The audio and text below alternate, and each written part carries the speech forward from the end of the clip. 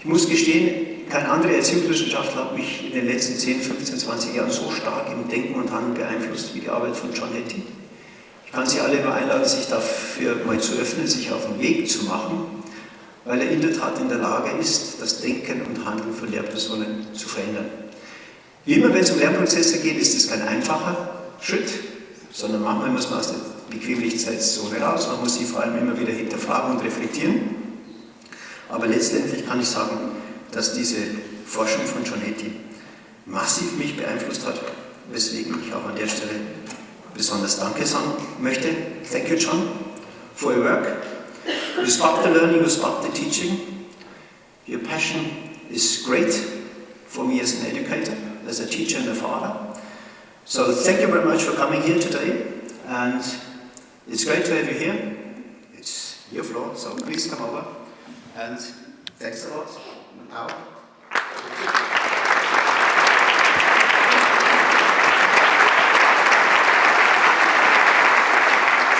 Thank you. Well, thank you for the introduction. Thank you, Klaus. And it does feel like, given I have an honorary degree from the university here, that today I am home. And so thank you for that.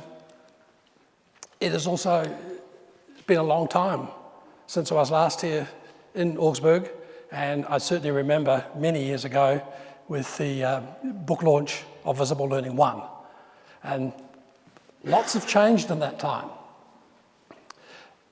What I want to look at this afternoon is looking at the Visible Learning book, and if you haven't seen it yet, I've got bad news. It's a bit thicker than the previous one. It's a bit heavier. I resisted writing a second edition. I said, why would you want a second edition? All I'm going to do is change some of the numbers in it. And people get very, very upset when some of their pet ideas change, even at the third decimal point, which is trivial, but they do get upset. And so I finally agreed that I would have a go, but I wanted to rewrite it. And if you know the publishing industry, you're supposed to write at least 30% new material in a second edition. It's got about 80 to 90%, so it's quite different. The first book was, I had a lot of data, and I wanted to create a story. This time, I have a story, and I want to defend it. And I find it fascinating that in the last 15 years, since the first was published, no one has taken the data and come up with a different idea to explain what's happening. And that's my challenge to everyone. One day it's going to happen, and I'm going to be the first to congratulate that person. It is about trying to find patterns, trying to find understandings.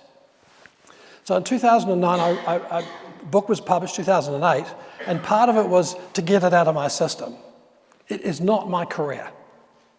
My career has been as a psychometrician. I teach those courses on research, design, and statistics that you all love, right? But I wrote this to get out of the system, and it kind of did take over. And then, as Klaus indicated, last year I released a sequel. And today, I'm delighted to be here with Klaus, with Stephen, and with Reinhard in launching this work. I actually think it's easier to write it than translate it. So I admire the fact that you have translated the work, you have deeply understood what I have said, and you've got rid of some of my very long sentences and contracted them. And so I thank you for the work that you've done, and it just seems kind of right that we're here in Augsburg, and yeah, it was fun getting here this time, but we did it, and for very big reasons. One of the things that's happened is the number of meta-analyses have gone up. Who's surprised? In fact, you may not be surprised in the least that since I published the book last year, I'm about to update the work with another 300 meta-analyses in the last year. It's going to happen. And every single time I find a meta-analysis and I sit down to code it, I am terrified. What if I'm wrong? What if this study on whatever topic it's going to be comes up with a completely different answer? Well, that's what research is about, looking for evidence you're wrong. I'm not today going to go through the details. I've jumped it from 200 to 350 influencers. A few years ago, I put the challenge out there. I said, I'm going to release all the data free on a website, MetaX. If you haven't used it, I update it twice a year. I add all the new data to it. If anyone wants the data, it's there. Take it. Come up with a better theory, I'd be delighted. What I want to do today is to take that almost 500 pages and reduce it to 4 ideas. The 4 big ideas that I see as the patterning that discriminates those teachers, those students and those schools that are in the top half of the distribution compared to those that are in the bottom half of the distribution.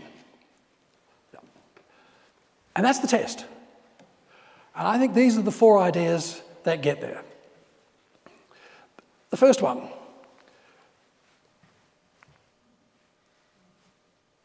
climate first, learning second, achievement third. Most of our school system in the last 20 years has done it the wrong way round. Like your country and mine, we've been obsessed with high achievement, high standards, high working schools. And I know how to get them. It's easy. Just select the right kids. And that's not what our job is. Our job is to take every child that walks through our gates, no matter what. But if we get concerned about the climate of the school, such that we teach the students the strategies of learning and focus on their progress, we get to high achievement for every student. The reverse doesn't work.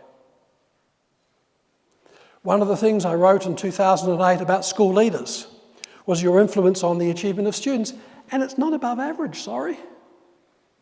God, who's surprised, given school leaders work through teachers to students?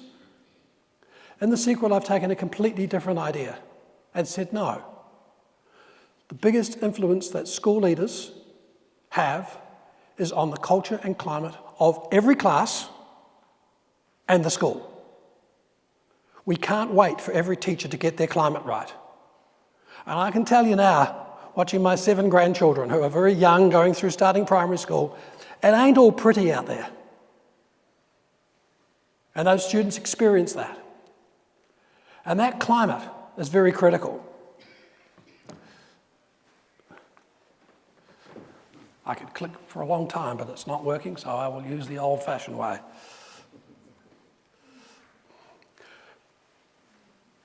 A few months ago, we released another book, not on your list up there, class, on the climate and culture of classrooms. And as you can see, we're breaking it down to this sense as looking at it not just from how the teachers see the climate, which is very important, but how the students see the climate. Is this place an inviting place to come and learn? If you know the Jenkins curve, and Klaus, you replicated this here in Germany. If you ask students, take a random sample of students in every grade and ask them, do you want to come to school to learn the stuff that teachers are teaching here? 95 to 100% of 5-year-olds say yes.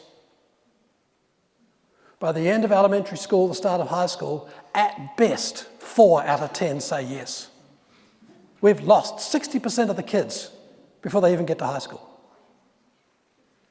And my question to each of you is, do you know those 60% that are turned off school?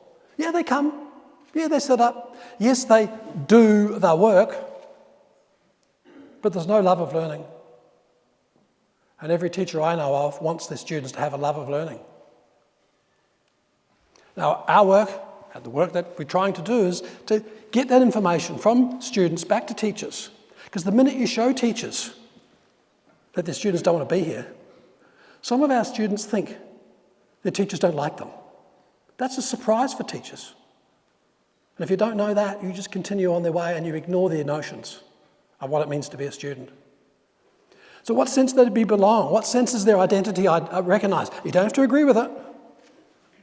And equity. It's becoming a very politicized word. I have a very simple answer. From a student's point of view, equity means that this class is fair. It's fair here. Yes, we want to tie it in with different races, different ethnicities, with refugees, and thank goodness in Australia for refugees because they outperform our local students, not that you'd ever know it from the discussion. It is about their sense of fairness. And it's through their climate that we can ask this question. What is the culture of learning in the school? I'm going to make a big distinction here this afternoon. I'm talking about learning, I'm not talking about teaching yet. And what we do when we work with schools, and if you haven't done this, I invite you to do this. Again, take a sample of your teachers, work as a group, ask yourselves, what would you like a good learner in this school to look like? And having done this for literally hundreds of schools around the world, it's a very rich, very rewarding conversation, sometimes a little tense because people have different views, but that's great. Step one. Step two. I now want you to go and ask the students in your class what it means to be a good learner in this class. What would your students say? If you're like virtually every school we've worked in the world, they say the same thing. A good student who's someone who comes well prepared, sits up straight, and watches the teacher work. Compliance. One of my grandkids started school 6 weeks ago. She's already learned. It's about getting it right. And she's terrified to get it wrong, so she's not doing the work. She's 5. She's learning compliance. Now, I understand why we want compliant kids. But unfortunately, that's what they think learning is. The one that we're particularly obsessed about is it okay in this classroom to make a mistake?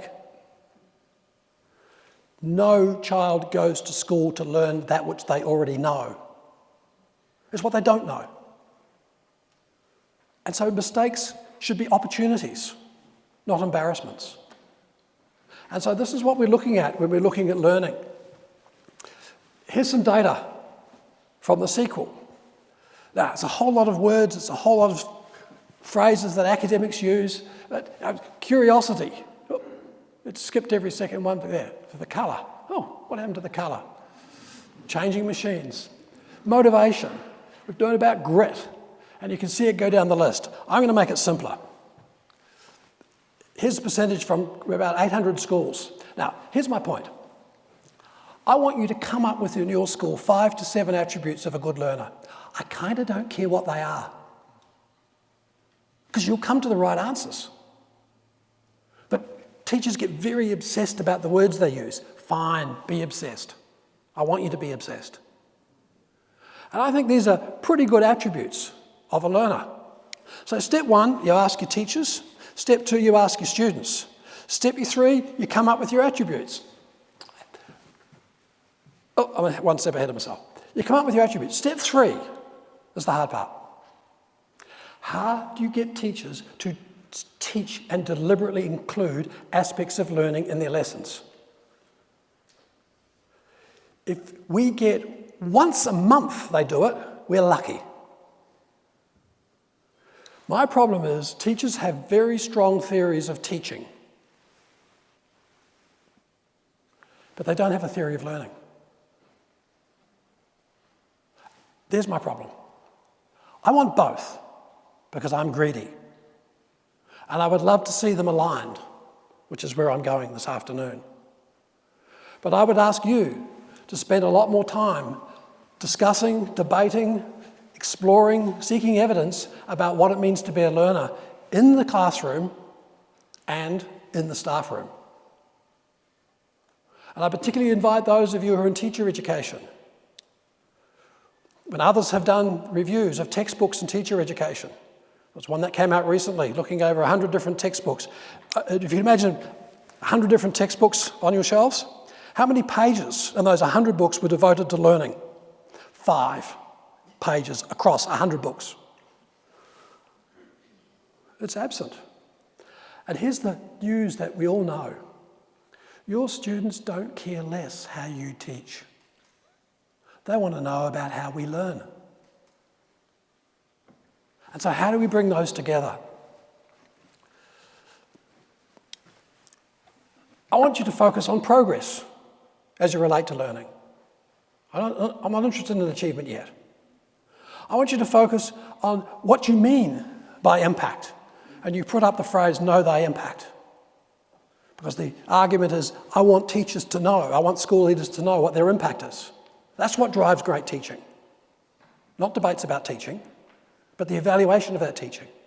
And I have a list of what it means by impact. And certainly when I work in schools, we ask them for them what it means to work. And you ask some teachers and they say, oh, it's to get through the curriculum. It's to score well on the tests. And I know those schools are incredibly boring, those schools. I want kids to make progress. I want students to make at least a year's progress for a year's input. And I want the teachers to tell me what a year's progress in their subject is. It is not hard. We can do it. We are doing it. And many teachers throughout the world are having incredible success at doing it. This is my list. You can see I do care about high achievement because I'm going to get it through progress and focusing on strategies and climate. I do care about confidence to take on challenges. I do care about making it an inviting place to learn. But let me be specific. Every one of us wants high achievement. I'm there too. I also want progress. But remember, I'm greedy. I want both. So this very simple graph we use a lot. And we say, where are you? And if you don't know, you're not even in the right game. Sorry. Where is each of the students?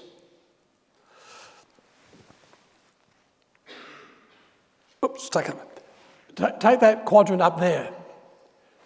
Cruising schools. These are schools and classes and students where kids start above average, but they don't make that year's growth. Indefensible. 40% of students in Australia are in cruising zone. Indefensible. No one wants to be there. Where kids start below average, they don't make a year's growth. What's wrong? And shouldn't we esteem those teachers, schools and students who are making a year's growth but they start below average? The more they add growth by arithmetic, they're going to go up. And yes, everyone wants to be in the lucky country where they start above average and we make that year's growth. Here's my point. Those are not the best schools. High-achieving schools here in Germany are not necessarily your best schools. But our current debates, our parents are looking for the high-achieving schools. The government's looking for the high-achieving schools. And we're defending cruising. They are our best schools. And I'm putting to you, it's a different way, a completely different way of looking at what success looks like. And my interest is finding those schools and what they do compared to teachers and kids and students and what they do. Not this way. It's easy. Just look at the house prices, that'll tell you. But this way is a completely different story. And our aim and what we work on is to get every kid in the school into this zone. And we can do it. We work with about 10,000 schools around the world each year. I get the data. For example, here's a class. Look at Daniel and Tane. On achievement, Daniel and Tane are the top 2 students on achievement. And I bet Daniel and Tane, when they get the results, they look at it and say, yes, we're top in the class. The parents are happy, the teachers are happy.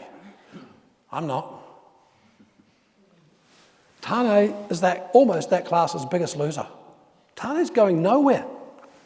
Tane's way down, he's not making any progress. He's cruising, he's very happy, being bright and not investing. And I want to know, teacher, what are you doing to Daniel that you're not doing to Tane? And look at Ryan and Connor.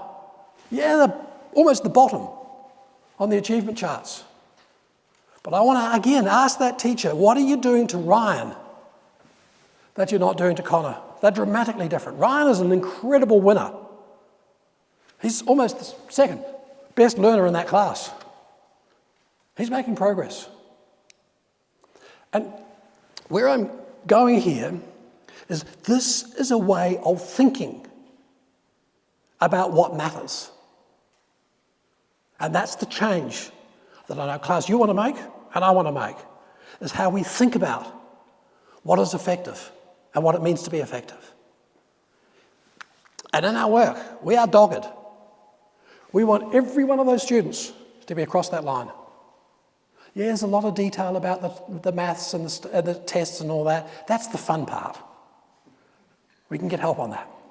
But when we show teachers that, we know. If they look at those, and initially they tell me about the kids, and we say, no, I don't want to know about the kids. And they get very upset. Oh, but I teach children. No. I want to know what you did. And here's the hardest thing of the lot. Getting teachers to look at the Ryans and the Daniels and take the credit for what they did, because they did it.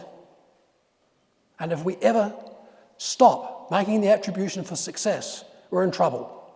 And let me tell you, it's hard. Teachers are nice people. They want to give credit to other people. No. What did you do to Daniel you didn't do to Tane? Because they did do something. And for many of them, they don't even realise that the Tanes and the Connors are cruising. They think Connor's just a slow learner. It's probably his parents are not very supportive. He lived whatever. Well, look at Ryan. Same background. What did you do? And so that's the argument is about how we then look from the climate, through the learning, through the progress to achievement. And one of the most powerful ways to do it is to look at how teachers think about their expectations. And my colleague Christine Ruby Davies, she works in schools. She goes into schools, and the first month she administers a test in reading, maths and numeracy, phys ed, maths and numeracy. She gives the results to the teacher. She waits a month for the teacher to get to know the kids. And then she says to the teacher, I want you to take each of your students and indicate where they're going to be at the end of the year. It is scary. Some teachers rate the kids at the end of the year lower than what they are at the start of the year, and they're incredibly successful at getting the kids to go backwards. And some teachers rate them very high, and it's very simple. The higher they rate them, the more success they have. Their expectations are incredibly powerful. Let me show you the data.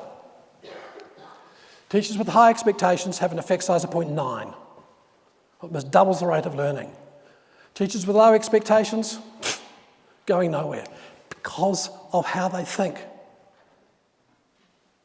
School leaders, if you're going to introduce a new program into your school, you're going to come to class and say, I want to introduce visible learning into my school. As we do in our work, we won't take you on if you have low expectations. Because when it doesn't work, I know what you're going to blame, the program. You're going to blame the kids. It's you. Good news, again, we have lots of teachers with high expectations. But sadly, we have some with low, and they are in front of 30 to 40 children, 30 odd kids each. Not good enough. And then when you add that extra dimension, look at the student effect. If students' expectations think they're going to do very poorly, they will. Our job is to help kids raise their potential. And the worst thing you could ever have as a motto for your school is we're going to help kids reach their potential. Oh my goodness, get rid of it. I want you to help kids exceed what they think their potential is. That's our job, and we're good at it. And the biggest impact, twice the impact of socioeconomic status of parents, are the parents' expectations. Pretty powerful. So one of the things that really brings this home is if we ask, well, what is the difference in the classrooms of those teachers who think high compared to those who think low? Well, here's a bit of a sample of the work that Christine and I have been doing over the last few years. We actually, in our complete list, we have about 40 different attributes. Because Christine goes into classrooms, she does classroom observation, you name it, she's done it. And my point is, when you look down that list, I think those classrooms are dramatically different, simply as a function of the expectations of the teachers. So again, why do we get so obsessed about teaching? I could come up with the best teaching program in the world, but those teachers would mess it up. Those would probably succeed with any teaching method in the world. It's how they think that matters. And the one that surprised me, and I'm sure will surprise you, is the notion of differentiation. These teachers talk about it all the time. They don't. And it fascinated me when we saw this. So Christine went back and interviewed the teachers. It's how they think about differentiation. If you think differentiation is different activities for different groups of students, you're there. And if you read Carol Ann Tomlinson and the writers of differentiation, they say that's not what differentiation is. These teachers, they say, no, we don't do different activities for different kids. Their concept of differentiation is we want every child to reach the success criteria, but we allow different ways and different times to get there. And if they don't get there, we don't move on, because that makes the gap larger and larger. We give them multiple opportunities. And so one of the big themes throughout the sequel is that every time a teacher thinks about grouping students, I think the warning bells should go off. There is nothing wrong with grouping, as long as it's temporary, as long as it's not labelled or numbered. The largest negative effect size in the whole business is labelling students. You name them. You take any child, 2 children, as much as possible exactly the same. Same personality, same behavioural characteristics, you name it. And you label one. Autism, ADHD, whatever. You get a minus 0.6 effect from the labelling. Now, notice what I didn't say, so don't get angry at me. I didn't say autism wasn't real. It is. I said the labelling effect. And the reason is simple. We change our expectations once we've got the label. Not like medical doctors. When they get a label, they see it as the first step in treatment. We don't. We see it as an explanation why a child can't, as do many of their parents, and soon do many of the students. So I'm very wary about labelling, and I'm not a supporter of grouping.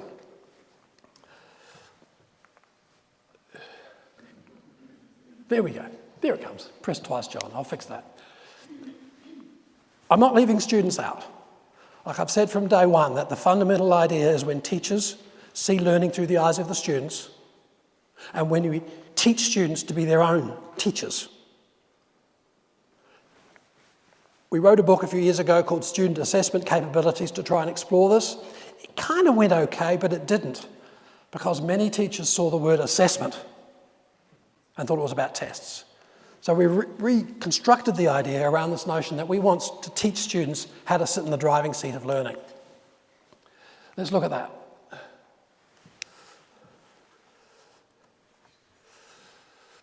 These are the 3 ideas I want to explore. The first is, yes, it's a bit jargony. We had a very simple notion, surface, deep, and transfer. We want students to learn the content, the facts, the ideas, the surface. We want them to learn the deeper ideas, the relationship between ideas, how you can see patterns. And we clearly want students to be able to transfer what they know from one situation to the next. Unfortunately, in English, the word surface is also seen as shallow. And so I've reinvented the words about knowing how, knowing that, surface, knowing how, and knowing with. But I make no pretense, they are not sticky notions. They're not going to be easier to remember. So I'm using both knots, surface, deep, and transfer. And the argument is, in the notion of learning, I want the students to go all through all 3 aspects of that. Unfortunately, when you do classroom observations of classrooms, and we have about 20,000 hours, 90% of classrooms is in the knowing that. And there's a conspiracy. Students above average want to stay in the knowing that stage because that's the game they're good at, knowing lots. So they're quite resistant to going to the next stage. And one of the things that I had troubles with in the 2009 book was trying to explain why many of the teaching methods were all over the place. They were messy. I think I've now worked out why. And when I look at the various dimensions, like success criteria, I kind of want 2. I want a success criteria about what you want the students to know. And I want a success criteria about what you want the students to do with that knowledge, the deeper learning, the transfer. The minute you put the two together, everyone thinks it's just about the knowing. I want two assessments. Like if you did my course at the University of Melbourne before I retired, you would have two assessments. The first one, calculate an effect size. Surprise, surprise. The second one, interpret it. I knew the minute I put the two together, at the end of the course, the students would go away and say, oh, that's about calculating effect sizes. And it was. I want them to be able to do it. I want them to all do it for the simple reason that once they've done it, they'll see how easy it is. I don't have any pretense they're going to do it again after they leave the course, but I do know that they have no troubles asking another teacher who knows how to use Excel to do it, or a kid who knows how to use Excel, because it's easy. I care about the interpretation. But I also care if they interpret it and it's wrong, calculate it wrong, we're in troubles. I'm greedy, I want both. So I want two assessments, I want two sets of activities, and we're going to see the learning strategies differ. And also the teaching methods. My friend Bob Mazzano published a book, 480 Teaching Methods, and I thought, thanks Bob, we're going to take those and see how they correspond to the cognitive complexity. Take problem solving. Overall, it has a very low effect size. But when you split it up and look at the effect of problem solving on the knowing how, you can see it's very large. It's just not very good at teaching the kids the content. And it's very simple. If the kids don't know the content and they go into problem solving situations, they're the losers. It has a 0 to negative effect. There's a right time for problem-based learning. There's a wrong time for problem solving and project-based learning. Take direct instruction. It's almost the reciprocal of that, the opposite. It's very powerful for knowing that. It isn't so good for the knowing how. There's a right time and there's a wrong time. And this is true when people talk about teaching methods. I want you to say, when is the right time to use this? And the reason why the whole problem-based learning has such a low effect size is nearly always implemented without any attention to whether the students know the content. Now, remember, I'm greedy. I want both. We won't employ anyone on our team who says they're a problem-based teacher or they're a direct instruction teacher, because I know what's going to happen. I want both, and I want them to know when's the right time and the wrong time. One of the things we're doing, for example, is we're monitoring classrooms. And the point I want to make here is, see this teacher, step one, she starts with a transfer activity. And my message being is, the surface to deep to transfer isn't necessarily linear. You don't have to go surface to deep to transfer. You can start with transfer. If the students can already do it, why would you keep teaching it? Remember Graham Nuttall's work, 40%. In every classroom, 40% of the kids know everything before they start. They're just there cruising. So she starts, then she finds out they don't know some things, so she goes back and teaches and debriefers. Then she realises maybe there's some content they don't know, she has to input content. Then she tries again, at a deeper.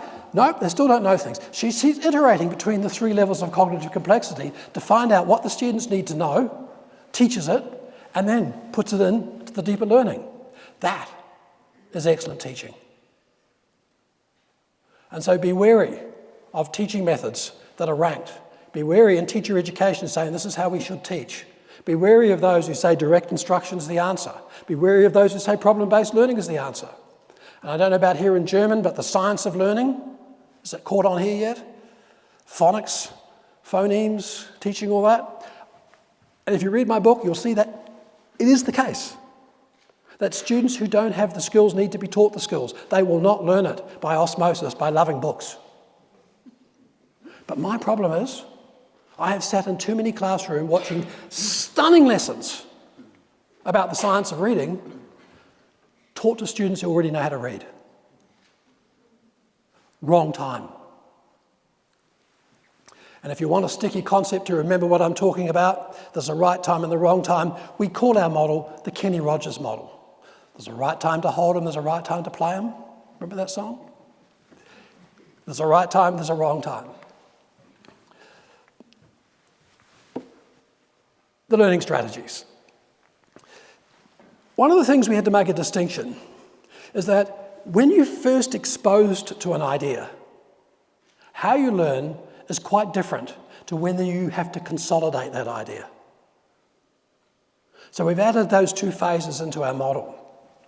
And then we went away and looked around 350 different learning strategies. Oh, huge number out there. And we did a lot of meta-analyses ourselves to find out which strategies make the biggest difference. And yes, we naively wanted to come to the top 12, and we did. But Kenny Rogers, he's right again. There's a right time, there's a wrong time. When students are first exposed to something, do they have the skills of organising and summarising? I'm a little fearful, Minister, that they're going to use ChatGPT to do the summarising for them. I'm a little wary when teachers do the summarising for them. No, we have to teach them the skills. And if many of you are like me, I learned that when I went to university. My 6-year-old and my 8-year-old and my 15-year-old grandkids, they need to know how to organise and summarise. It's very simple. We are of little brains. We can hold between 4 and 6 ideas in here at once. And if we can't organise and summarise, then after about 30 seconds or 40 seconds of a teacher talking, it's all over your head. We need coat hangers. We need ideas to hang facts off. And that skill is taught by outlining and summarising. At that stage, memorisation, rote learning, has an effect size of 0.03. But when it comes to consolidating, rote learning jumps up to 0.7, not quite makes the top 5, but it's huge. And this is the stage I think we are the least effective at teaching our students. How to overlearn. How to become deliberate practice. The effective practice teaching is very high. Rehearsal memorization. All those kind of ways, just so that students can overlearn. Like, we don't want the student, when they're sitting there trying to do a problem and it requires them to know what 9 times 6 is, spending all their mental memory on working out what 9 lots of 6 are. I want them to know it's 54. So they can spend their working time on using that in a problem. And so that's when we get on to the knowing how, acquiring. And at the consolidation phase, oh my goodness, this is the time for student voice. This is when I want to hear students talking aloud. Not at the knowing that stage. It has a 0 to negative effect. But at the consolidation phase, students want to hear how other students are thinking. They want to know, how did you get the answer? They want to find out, which is no surprise to us, but it's a surprise to many of our students, there are many right ways to get the right answer. And the thing they want to learn most of all is error management. What happens when I make a mistake? Like my 5-year-old. She's terrified of making a mistake, so what does she do? She turns off. She gets angry. She doesn't want to do it. And so my job as granddad is, let's try it another way. I want them to have multiple ways. All of us need 3 to 5 opportunities before we even got a chance of learning something. 3 to 5 opportunity means 3 to 5 times we make a mistake. And so this is why, as I said before, I'm obsessed about what it means to make a mistake in the classroom. It should be an opportunity to learn, not an embarrassment. Driving their own learning. These are the attributes that we want from our students. And we can get them actually easier from 5-year-olds than we can from 10-year-olds and 15-year-olds. We want them to know what it means to be successful in this learning. Can you imagine if they're playing their games? Klaus, I need you here because I've forgotten already. I'm still stuck on Angry Birds and that dates me. It's called the new app that your kids are playing. Brawl Stars. Something like that. He started to show me this morning, but I didn't I'll play it on the plane tonight. But when they play those computer games, they want to know what success looks like, get to the next level. They want to know that the machine knows what they can do now. They want multiple opportunities to get there. They don't want to get there fast. It's too easy. They'd never play the game if it was too easy. They want to be challenged. And so often, our students are not challenged in the classroom, appropriately challenged. Remember Goldilocks? Not too hard, not too easy, not too boring. They want to know what good's like. What does it mean to be good? And they want to know about where they go next, and we want them to be part of that. So when I look at all the different signature methods, you can see there that they come through quite dramatically in terms of the practices. With that but, it depends when you focus on it. It depends on doing both, the knowing that, the surface, and the deep and transfer. And as I'm trying to argue, they're quite different sets of teaching methods, quite different sets of activities, quite different sets of strategies to get at those two levels of knowing that and knowing how and knowing with. And that's what we need to focus on. My third, I see what I've done now, it's got one of these magic things that it goes on, is this notion of know thy impact.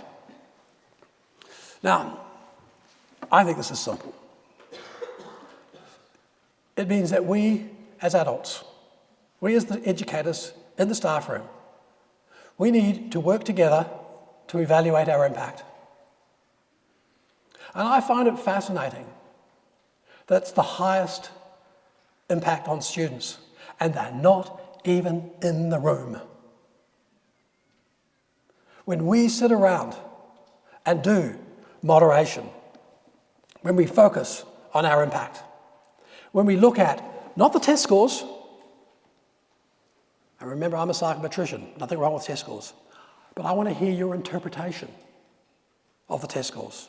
I particularly want to hear, in light of these test scores, what are you going to do next, teacher? I also want to look at classroom assessment. I want to look at the students' conceptions, their understanding, their beliefs about their learning. I want to look at the assignments. I want to hear your noticing. And I want to triangulate that. And it's not a private activity. A challenge, and please don't do this tomorrow if your staff room's not a safe place. Bring along a piece of students' work, say 3 months apart, 2 pieces of work, 3 months ago and today. And then have a discussion amongst your colleagues. Is this evidence of 3 months' growth? I have sat through that session many times, and on some occasions, not many fortunately, the teachers have argued that the work 3 months later is not as good as the work at the beginning. It's a very tense discussion. Here's my problem. If you don't have that tense discussion, that teacher's going to go back and still demand stuff out of kids that's not very good because of how they think, how they make interpretations. So school leaders, it's no surprise I want you to have high trust in the climate of your staff room. It's no surprise that I want you to create time and resources within the school day to have discussions about moderation, about impact. Because as you see, I'm arguing this afternoon and right throughout the book, it's how we think matters much more than what we do. How we think about what we do matters more than what we do. And I get dismayed when I notice in school professional learning and initial teacher education, it's all about what we do. There's nothing wrong with that. But it's not what comes first. It's how we think about what we do. I also want to look at, as you say, the triangulation, the moderation. And we need to be a lot smarter about setting standards. I want to look about this notion of evaluative thinking. And this is what we've been working on at the moment, and it comes through in the sequel, but I'm still not 100% happy about where we're at, which is the core notion, because as Klaus pointed out in the opening, we've spent a lot of time looking at how teachers think and mind frames. And underneath those mind frames is this notion of evaluative thinking. And this is where I'm at the moment, and I know it looks a bit jargony, but I want to know, school leaders, teachers, are you seeking critique and investigating your biases, your expectations? And nothing wrong with biases. Like, I know I have a bias. I have a bias of seeing good in everything. Well, it's not such a bad bias, but sometimes it can get in the way of real evidence. I can see, and this is one of the problems we had in New Zealand, many of the schools in our lower socioeconomic areas, they were making brains out of sawdust. And the kids were the losers. The kids just didn't know. But the teachers were saying, oh no, they did wonderful. Compared to what we expected, they did wonderful. Well, their expectations were the problem. So we have to be careful about that, and we need to critique them.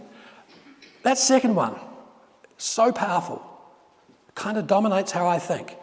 I'm looking for evidence I'm wrong. I'm looking every time I open a new meta-analysis. Am I going to be wrong? And if I'm not open to that, how did I go today teaching you? Now, ma'am, I'm not going to know that unless I shut up and listen to you think. Do you have the confidence? Just tell me. And as I tried to indicate before, many of us, even as teachers, don't have a language about how we think. You might say, I did this, but what was going on that led you to do this? And when we get that information through Think Alouds, most really bright students, the students that succeed and go on and make progress no matter where they start, the Ryans, they go like that. And they know that's not the right way. And so it's a tough thing to do, to have a language of learning when we don't have one. Am I constantly and continually seeking evidence about my impact? Am I seeking other perspectives from particularly other educators?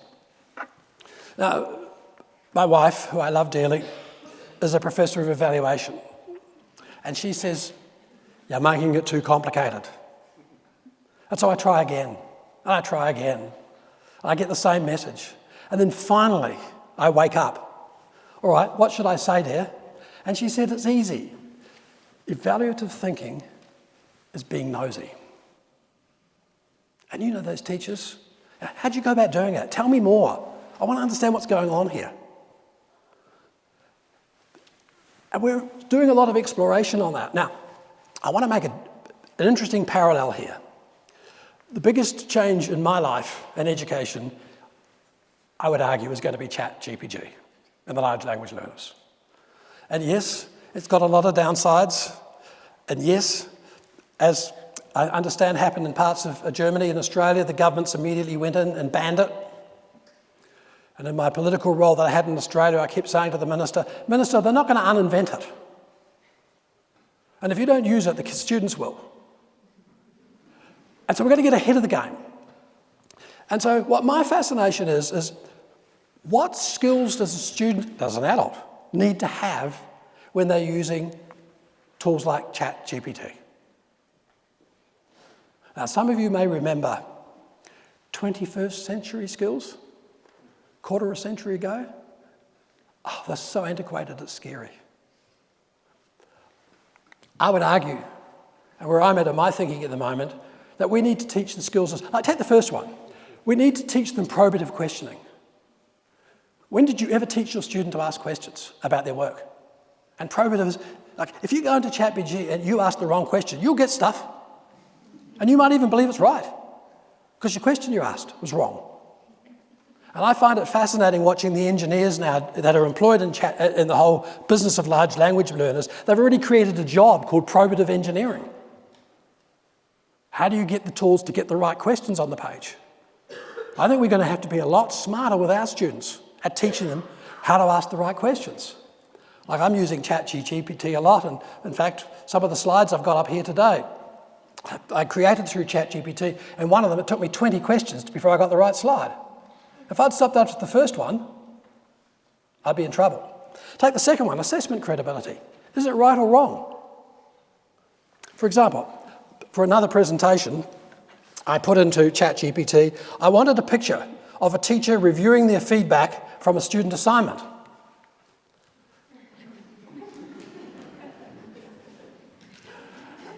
Three arms? I don't think so. But if I'd believe ChatGPT, it tells me this teacher has 3 arms. Might be 3 eyes, 10 eyes, but not 3 arms. Is it right or wrong? Evaluative error management. Can I work out where it is right, where it is wrong, so I can refine my probative questioning?